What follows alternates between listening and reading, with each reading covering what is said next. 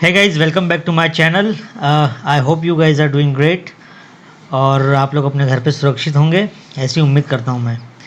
तो दोस्तों, आज के इस वीडियो में मैं आप लोगों के साथ में बात करने वाला हूँ कि BTST ट्रेड्स क्या होते हैं और BTST ट्रेड्स में क्या क्या चीज़ें जो हैं वो शामिल होती हैं, कैसे करते हैं, उसका मीनिंग क्या होता है, उसके क्या फ़ायदे नुकसान हैं और चार्जेस वगैरह हम सारी चीज़ें डिस्कस करेंगे।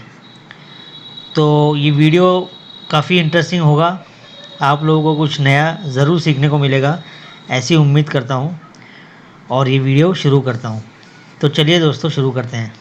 सो दोस्तों, यहाँ आप लोग देख सकते हैं कि मैं आपको ज़ीरोधा के जी कनेक्ट पे लेके आया हूँ, जो कि ज़ीरोधा का एक प्लेटफॉर्म है, जहाँ पे आप सभी लोगों को मुझे बहुत ही इन्फॉर्मेटिव और ऑथेंटिक जो है वो आर्टिकल्स मिलते हैं, ब्लॉग्स मिलते हैं, जिन्हें पढ़ के हमको काफ़ी जेन्युइन नॉलेज मिलता है स्टॉक मार्केट के बारे में।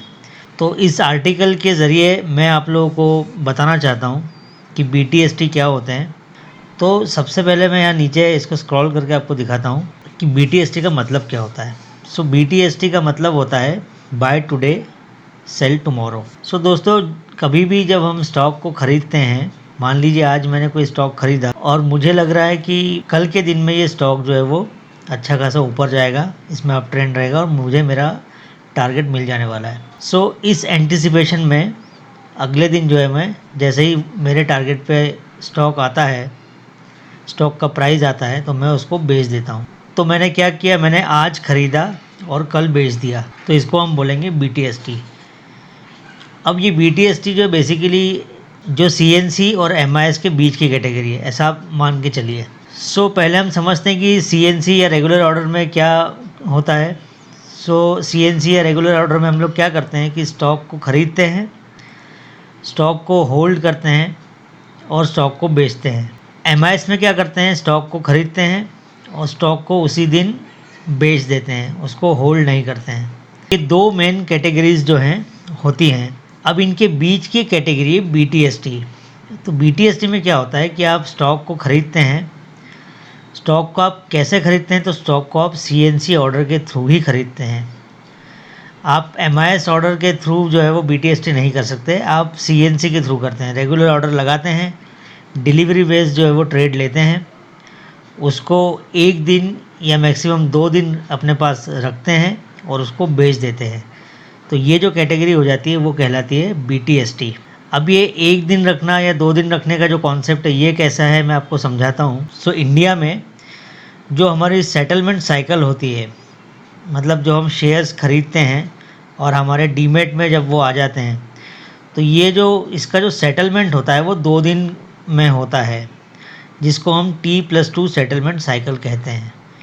मान लीजिए मैंने आज रिलायंस के कुछ शेयर्स ख़रीदे डिलीवरी बेसिस पे CNC ऑर्डर के थ्रू, तो आज ख़रीदे तो आज का दिन मेरा हो जाएगा ट्रांजैक्शन डे और आने वाले 2 दिन जो होंगे वो सेटलमेंट डे होंगे और फाइनली ट्रांजैक्शन से तीसरे दिन वो मेरे डीमेट में सेटल होके आ जाएगा, क्रेडिट हो जाएंगे मेरे डीमेट में शेयर्स। सो T+2 सेटलमेंट साइकिल जो होता है वो डिलीवरी के लिए ज़रूरी है। अब क्या होता है कि मान लीजिए मैंने शेयर ख़रीदा और उसको सेटलमेंट होने के पहले ही बेच दिया। जैसा कि मैंने आपको बताया, सेटलमेंट होने में 2 दिन लगते हैं। तो मैंने क्या किया, ख़रीदा और उसको अगले ही दिन बेच दिया, तो वो शेयर जो है वो डिलीवरी बेसिस पे तो हुआ ही नहीं, मेरे डीमेट में तो आएगा ही नहीं। तो ऐसे ट्रेड्स को BTST कहते हैं, बाय टुडे सेल टुमारो।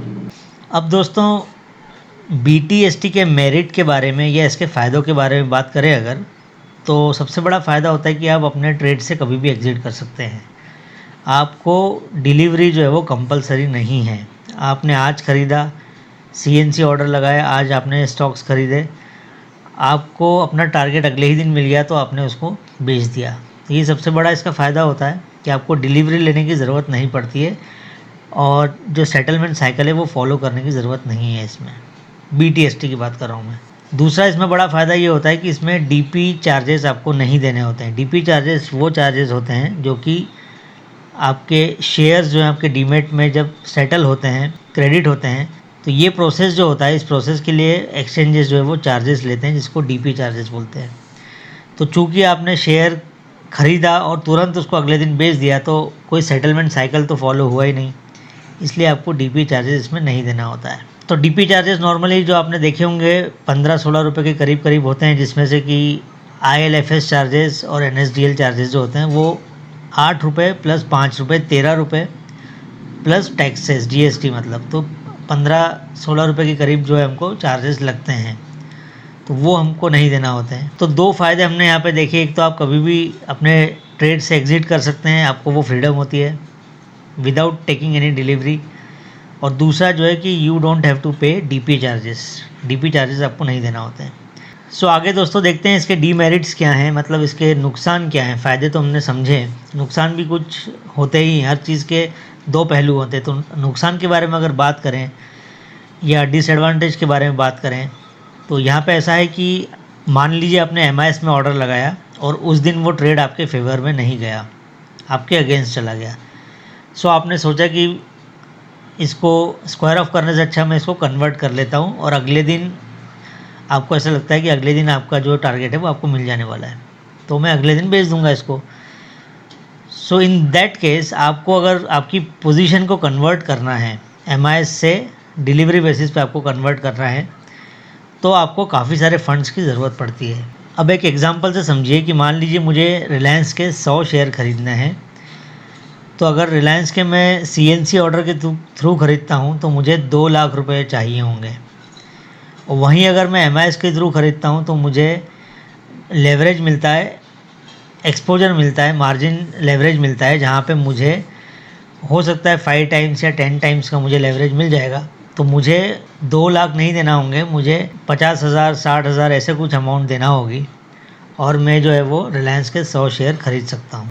अब चूँकि MIS में 50-60 हज़ार दे के मैंने शेयर तो ख़रीद लिए, लेकिन मुझे लगा कि यार ये पोजीशन जो है वो मुझे स्क्वायर ऑफ नहीं करना है, मुझे नेक्स्ट डे कैरी फॉरवर्ड करना है और मुझे मेरा टारगेट मिल जाएगा तो मैं निकल जाऊंगा। तो आपको MIS से डिलीवरी बेसिस पे इसको कन्वर्ट करना पड़ेगा, CNC में कन्वर्ट करना पड़ेगा। तो आपके पास 50,000 में जो आपने ट्रेड लिया है उसको कन्वर्ट करने के आपके पास में 2 लाख होने चाहिए। सो ये सबसे बड़ा इसका डिसएडवांटेज है कि आप अगर सोच रहे हैं कि MIS को कन्वर्ट करके मैं BTST में कन्वर्ट कर लूँगा इसको, तो उसके लिए आपको फंड्स की बहुत ज़्यादा ज़रूरत रहेगी।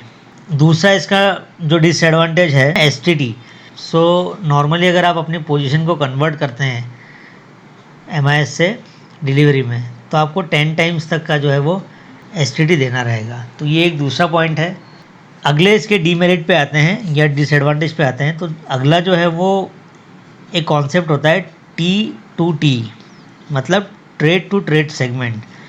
कई बार क्या होता है कि स्टॉक्स, ऐसे स्टॉक जिसमें लिक्विडिटी नहीं होती है, बहुत ज़्यादा पार्टिसिपेंट्स नहीं होते हैं, सेलर्स बायर्स नहीं होते हैं, तो एक्सचेंजेस उसमें क्या करते हैं, उन स्टॉक्स को T2T कैटेगरी में डाल देते हैं। सो T2T कैटेगरी में डालने के बाद क्या होता है कि ऐसे स्टॉक्स में अगर आप ट्रेड करते हैं तो आपको कंपलसरीली डिलीवरी लेना ही है उनकी।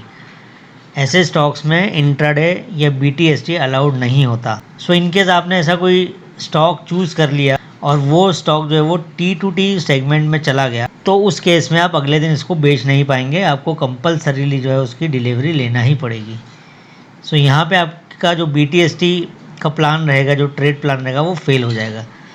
सो ऐसे स्टॉक्स जिसमें लिक्विडिटी बहुत कम होती है, पार्टिसिपेंट्स बहुत कम होते हैं, सेलर बायर्स बहुत कम होते हैं, ऐसे स्टॉक्स जो है वो एक्सचेंज जो है नॉर्मली T2T सेगमेंट में डाल देता है, जिसमें कि आपने अगर उसमें ट्रेड लिया है तो आपको डिलीवरी कंपलसरी लेना पड़ेगी। और ऐसे स्टॉक्स में MIS ऑर्डर्स भी आप नहीं लगा सकते हैं, इंट्राडे नहीं कर सकते। सो ये एक और पॉइंट हुआ, डिसएडवांटेज हुआ। ऐसे स्टॉक्स जो होते हैं वो नॉर्मली पहचाने जा सकते हैं अगर आप वॉच लिस्ट में कोई भी स्टॉक को टाइप करते हैं और ऐसा स्टॉक है जो कि FNO स्टॉक नहीं है या निफ्टी को बिलोंग नहीं करता है, कोई स्मॉल कैप स्टॉक आपने ले लिया, तो उसके सामने BE लिखा रहेगा। बाकी जो स्टॉक्स होते हैं नॉर्मली वो EQ होते हैं। EQ से मतलब होता है equity stocks.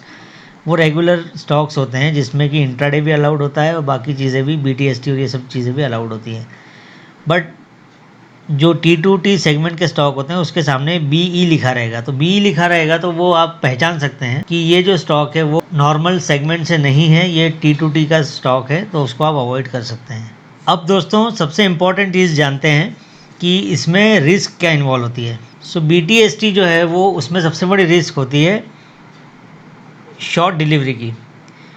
So basically short delivery क्या होता है कि जब आप शेयर्स को ख़रीदते हैं डिलीवरी बेसिस पे, तो सामने वाला आपको जब बेचता है तभी आप ख़रीद पाते हैं, कोई सेलर होता है।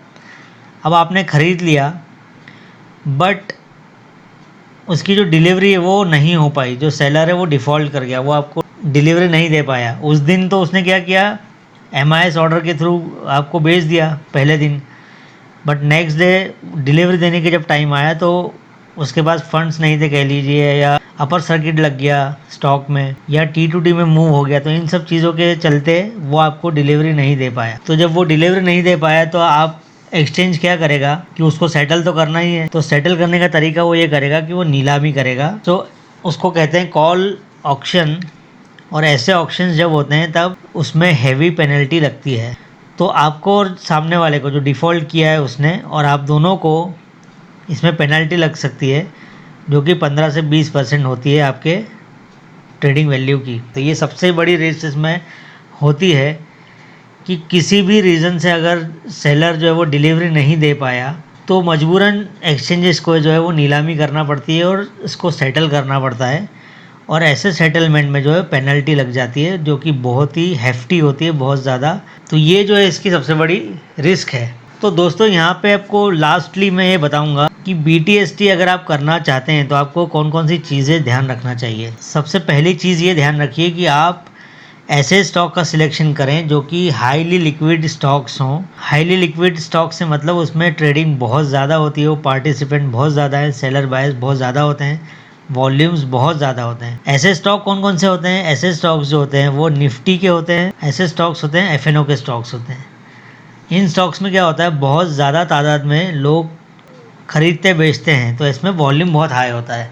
तो ऐसे स्टॉक्स में जो है शॉर्ट डिलीवरी होने के चांसेस कम रहते हैं, सर्किट लगने के चांसेस कम हो जाते हैं। इनके सर्किट लग भी गया, अपर सर्किट या लोअर सर्किट लग भी गया, तो भी वो विद इन फ्यू मिनट्स जो है वो खुल जाता है। दूसरा ये देखिए कि इसमें जो सर्किट्स लगते हैं वो 20% तक के सर्किट्स होने चाहिए। मतलब किसी दिन अगर स्टॉक का प्राइस जो है वो 20% तक बढ़ा तब जाके ही उसमें सर्किट लगेगा। ऐसे स्टॉक्स को देखिए। ये सारी डिटेल्स आपको एक्सचेंजेस पे मिल सकती हैं। सो ऐसे स्टॉक्स लेने का क्या फ़ायदा होता है कि 20% पे जाके सर्किट लगेगा, तो उसके पहले आपका जो है वो ईज़िली काम हो सकता है, आप उसको सेल कर सकते हैं। 20% बहुत ज़्यादा होता है, किसी भी स्टॉक में 20% ईज़िली नहीं होता है ट्रेडिंग। तो 20% सर्किट वाले स्टॉक देखिए और हाईली लिक्विड स्टॉक देखिए। तो ऐसा करने से आप पेनल्टी से बच सकते हैं और BTST ट्रेड जो है आपके वो सक्सेसफुली एग्जीक्यूट कर सकते हैं। तो दोस्तों ये BTST स्टॉक के बारे में मैंने आपसे जानकारी जो है वो साझा की, शेयर की, और मैं उम्मीद कर रहा हूँ कि आपको BTST का कॉन्सेप्ट समझ में आया होगा। इसको कैसे करते हैं, क्या करते हैं, इसमें पेनल्टी कितनी है, क्या है, सारी चीज़ें मैंने आपको बताई। सो आई होप कि आप कुछ सीखे होंगे, कुछ जानने को ज़रूर मिला होगा आपको इस वीडियो से। तो thank you for watching this video. हम हमारे नेक्स्ट वीडियो में मिलेंगे, तब तक अपना ध्यान रखिए, अपना ख्याल रखिए और अपने घरों में सुरक्षित रहिए। See you in the next video. Till then bye bye, take care.